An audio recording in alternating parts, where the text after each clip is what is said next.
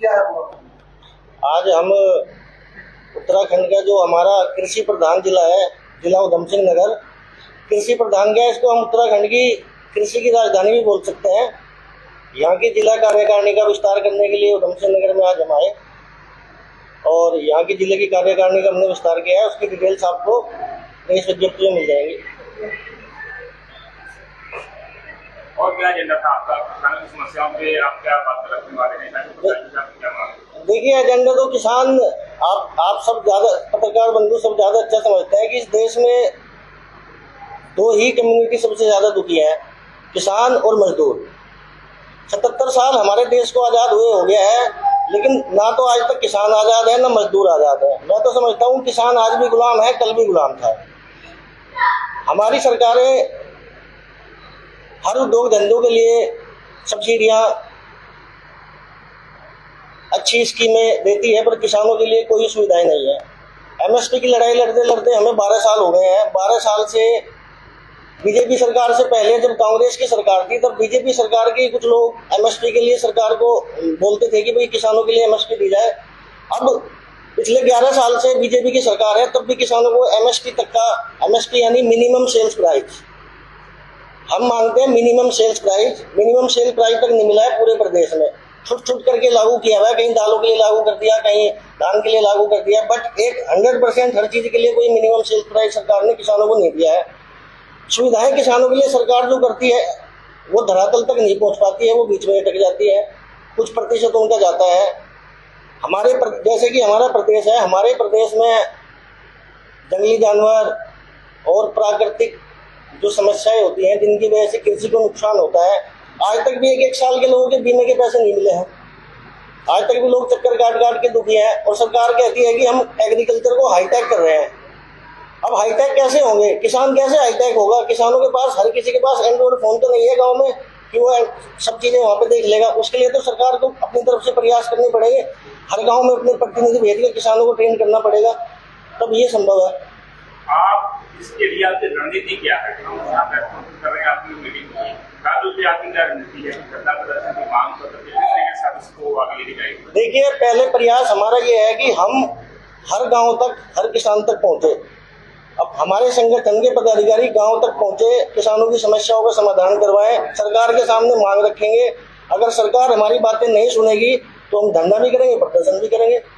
एक सवाल और है, भारतीय किसान यूनियन के नाम से कितनी यूनियन बनी हुई है? आप उसमें से आप कैसे आपको लग पाते हैं और आपके पास क्या एजेंडा है? आप अलग हैं क्यों? देखिए, हमारा ध्येय है निस्वार्थ सेवा, निस्वार्थ किसान और मजदूर भाइयों की सेवा। हम सच्चे मन से बिल्कुल निस्वार्थ हुए किसानों की लड़ाई और अपने मजदूर भाइयों की लड़ाई, सड़क पर भी लड़ने को तैयार है, सरकार से भी लड़ने को तैयार है, हर चीज के लिए तैयार है।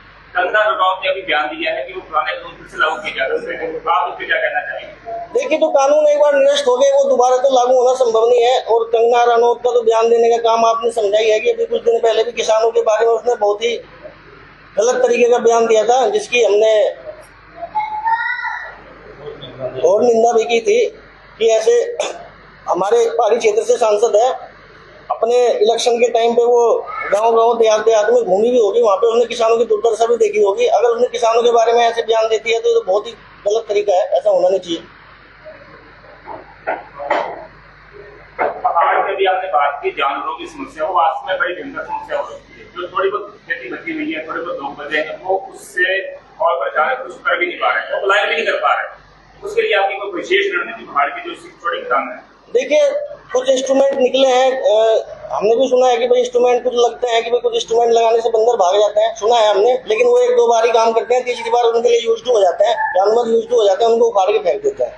तो हमारा प्रयास है कि हमारे संगठन के लोग गाँव में जाके इस समस्या का समाधान ढूंढने की कोशिश करेंगे और सरकार के साथ मिलकर कुछ न कुछ समाधान जरूर ढूंढा जाएगा। अपनी मांगे बनवाने के लिए किसानों जैसी की सारी बात है, क्या आप दूसरे यूनियन के साथ संयुक्त उत्पादक बनना चाहेंगे, हिस्सा बनना चाहेंगे?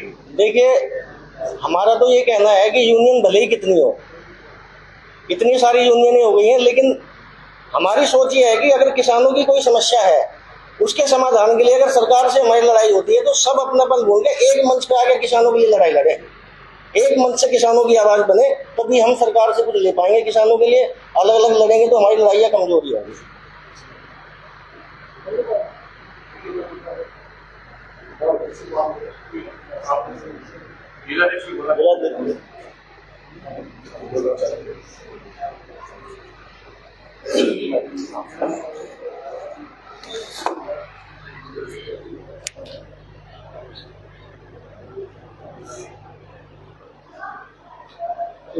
जी, आप ये किसान आप क्या कुछ कहना चाहते हैं?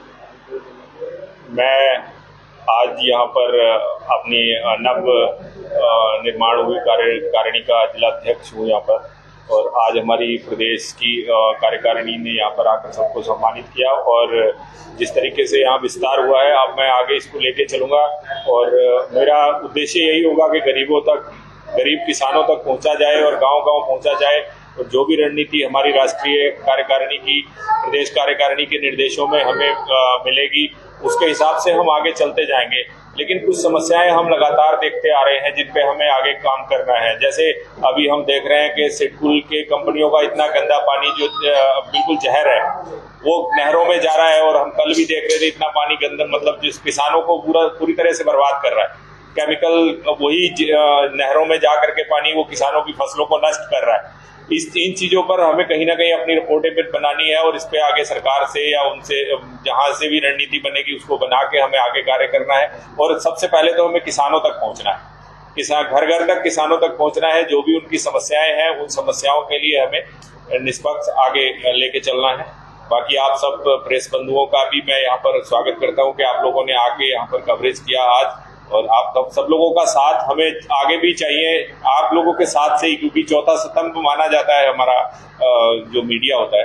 तो आप लोगों के सहयोग के बगैर कोई भी संस्था, कोई भी समाज में जो कार्य होते हैं वो आगे नहीं बढ़ सकते, बहुत टाइम लगेगा। तो आप सब लोगों का मैं बहुत बहुत शुक्रगुजार हूँ, धन्यवाद करता हूँ कि आप लोगों ने आकर यहाँ पर कवरेज किया।